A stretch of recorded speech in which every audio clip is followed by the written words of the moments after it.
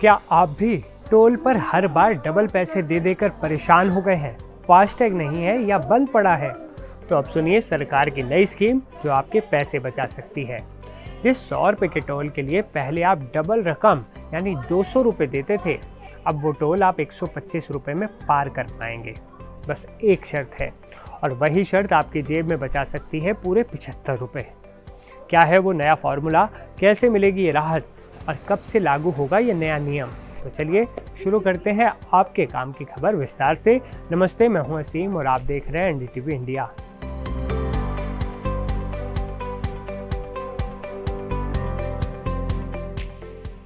दिवाली से पहले केंद्र सरकार ने आपको एक बहुत बड़ी गुड न्यूज़ दी है।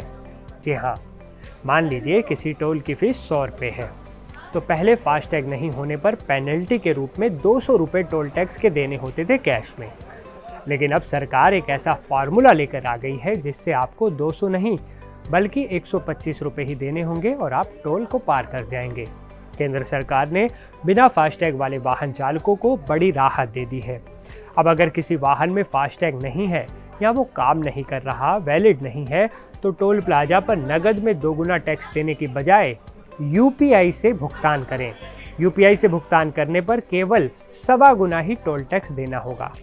सड़क परिवहन और राजमार्ग मंत्रालय ने इसके लिए एक नोटिफिकेशन भी जारी कर दिया है।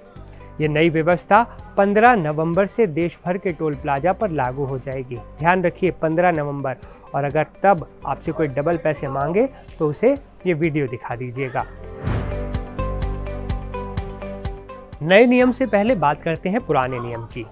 सबसे पहले पुराने नियम के मुताबिक आपको बताते हैं कि अगर किसी गाड़ी में फास्टैग नहीं होता था या वो वैलिड नहीं होता था, काम नहीं करता था, तो नॉर्मल टोल फीस का 2 गुना कैश पेमेंट करना पड़ता था, जो एक बड़ी पेनल्टी मानी जाती थी। पर अब बिना फास्टैग या बंद पड़े फास्टैग वाली गाड़ियां टोल फीस का 1.25 गुना भुगतान यूपीआई के जरिए से कर पाएंगी। यानी यूपीआई से पेमेंट करने पर अब डबल टोल टैक्स नहीं लिया जाएगा। जैसे मैंने आपको पहले बताया कि मान लीजिए कि किसी टोल की फीस 100 रुपये है, तो पहले फास्टैग नहीं होने पर पेनल्टी के रूप में 200 रुपये कैश में देने पड़ते थे टोल टैक्स पर, और फिर आप गाड़ी पार कर सकते थे टोल से। लेकिन अब आपको 125 रुपये देने होंगे, यानी आपकी जेब में सीधे 75 रुपये की बचत होगी। अब बड़ा सवाल यह है कि सरकार ने ये फैसला आखिर लिया क्यों? केंद्र सरकार का ये फैसला टोल कलेक्शन को बढ़ाने के साथ साथ ग्राहकों के अनुकूल बनाने की दिशा में अहम माना जा रहा है। इससे जहां एक तरफ डिजिटल भुगतान को बढ़ावा मिलेगा, साथ ही टोल प्लाजा पर नगद लेन देन में होने वाले फर्जीवाड़े पर भी रोक लग जाएगी, जिससे टोल कलेक्शन में इजाफा हो सकता है। ऐसी सरकार को पूरी उम्मीद है और भरोसा है। इतना ही नहीं, इस नई सुविधा से टोल प्लाजा पर लगने वाले समय में भी कमी आने की उम्मीद पूरी है। अभी की बात करें तो देश में फास्टैग की पहुंच लगभग 98% तक हो गई है, लेकिन जो फिर भी बचे कुछ हैं उनके लिए व्यवस्था है। अब आप हमें बताइए कि आपका सरकार के इस फैसले पर क्या कहना है, कमेंट कीजिए और जल्दी से ये खबर उन लोगों के साथ शेयर कर दीजिए जिनके वाहन पर अब भी फास्टैग नहीं लगा है, क्योंकि ये खबर उनके बहुत काम आने वाली है।